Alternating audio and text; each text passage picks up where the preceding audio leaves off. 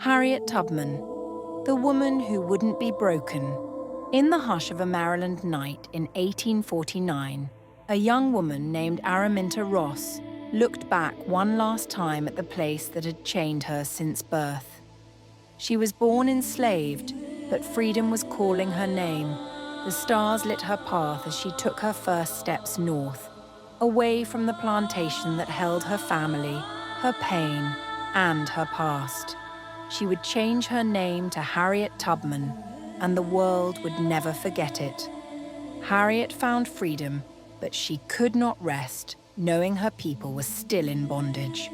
Most would have stayed safe, but Harriet was different. She believed that freedom meant nothing if she couldn't share it. So she returned again and again, risking capture, torture, and death, guiding enslaved men, women, and children along the dark woods, through swamps and across rivers, using the stars as her compass.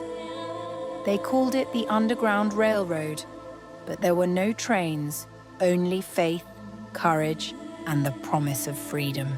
Harriet became its most fearless conductor.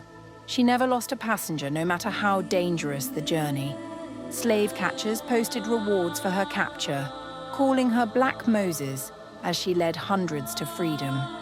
She carried a revolver not for violence, but to keep the terrified from turning back. For she knew if one returned, all could be caught.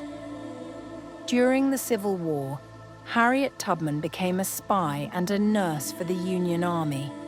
She was the first woman to lead an armed expedition in the war, freeing over 700 enslaved people during the Combahee River Raid in South Carolina.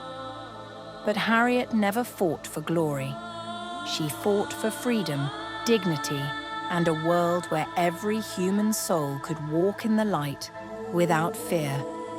She lived to see slavery abolished, but even in her final years, Harriet continued to fight, opening her home to the elderly and sick who had nowhere else to go. She said, "I never ran my train off the track, and I never lost a passenger." Harriet Tubman was proof that one determined soul can change the world, no matter how heavy the chains once were.